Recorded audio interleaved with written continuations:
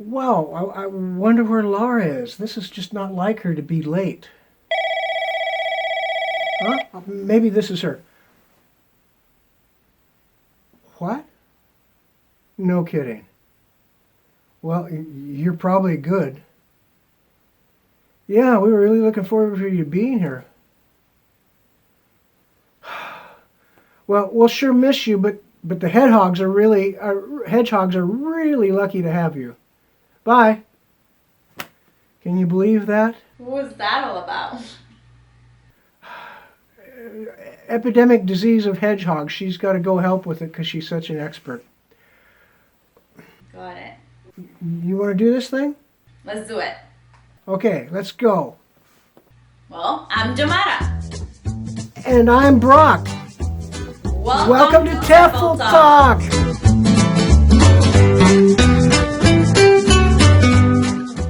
Well, Jomara, really, welcome to TEFL Talk, literally. And I'm really happy you could join us. I'd planned to talk with Laura today about how to use a Blackboard effectively, but, well, you have some experience with it. Should we just dive in and try it ourselves? Sure, Brock. I think that's a great idea. I thought today we could explore the anatomy of the blackboard. Okay, that does not sound right. I mean, dissect a blackboard. Oh, that still doesn't sound right. How about this? Why don't we just stick with calling it exploring how to use the Blackboard effectively? I think that sounds good to me. Well, since some of us are still virtual, I want you to imagine a blackboard. Now that you imagine the blackboard, the first thing that you're gonna do is make sure that everything is erased from the previous lesson. Something that I like to do is maybe ask a student to help me wipe the board while I get organized, and maybe even walk around making sure the students are also getting ready for the lesson. It just allows for a quick transition. Now that the board is clean, you should divide the board in 3 parts by drawing 2 vertical lines. Okay, let me get this right. That's 3 equal parts? Actually, you want the middle part to be bigger than the sides, and that's because the middle part is where you would normally write the subject, the date, and the class content. And then in the sides, you use it more for class information. What do you mean exactly by class formation? You mean like the homework assignment or what the lesson today will cover? Exactly. If, for example, you're gonna use it for writing homework, I suggest you do that and write it on the same place all the time. So you can decide to write homework in the top right part of the board. And then if you use it for the lesson activities, let's say, you can use the left side. And a strategy for this is actually get a student to read it in the beginning of the class. And then as you go through the lesson doing these activities, you can put a check mark or throw a line over it to show that you're making some progress throughout the lesson. Something else that you can use it for is to write new vocabulary. By writing the vocabulary, you're actually supporting the learning of it and the expressions that go with it. And it's great to hear that you champion that, because our mental lexicon actually seems to be arranged by the sounds of a word. So it's really important to link the word sound with the word's written form. Do a little bit of listen and repeat with the students so that they make that sound visual connection. For example, lexicon. Lexicon. Good. Again, lexicon. Lexicon. Very, very good. Now, normal speed. Lexicon. Oh, good job. Good job. Thank you. Good student. We also have to think about how this sounds a little weird now, but how we are interacting with the board at the same time we're interacting with the students. There's actually a rule for that, and it is don't talk to the board. What you do is you position yourself sideways so you can always have an eye on the students.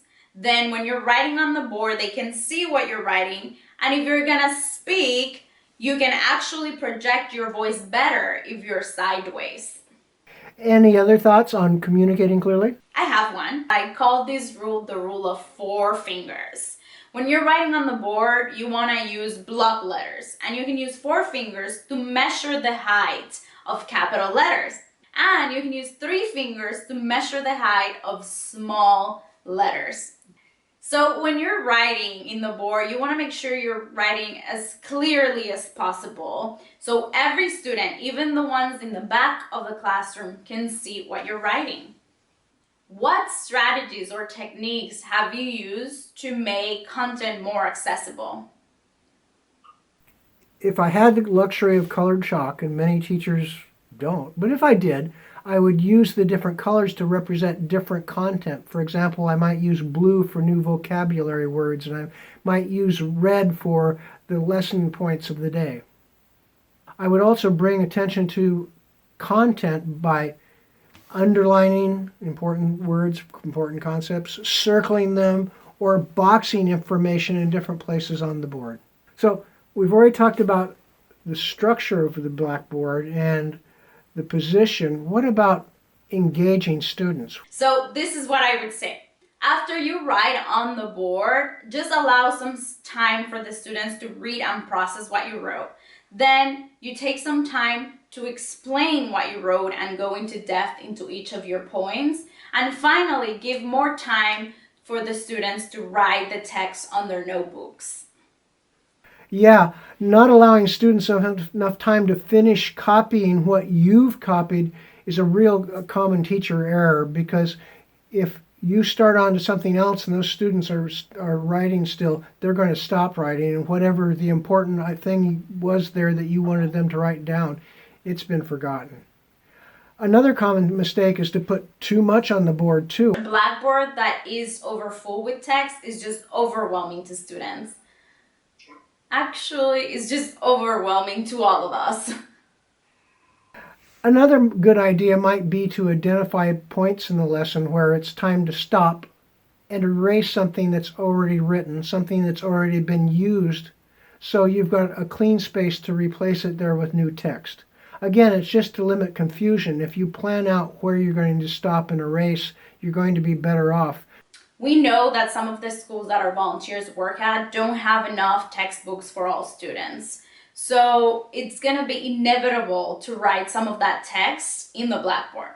My suggestion for this, to take less time from the lesson, is to take a flip chart, write the text the day before in that flip chart, come to class, put the flip chart, do that as a sort of a do now activity where the students just take that time to write what you have brought to the class, and that allows you time to walk around checking in on the students' work and notebooks.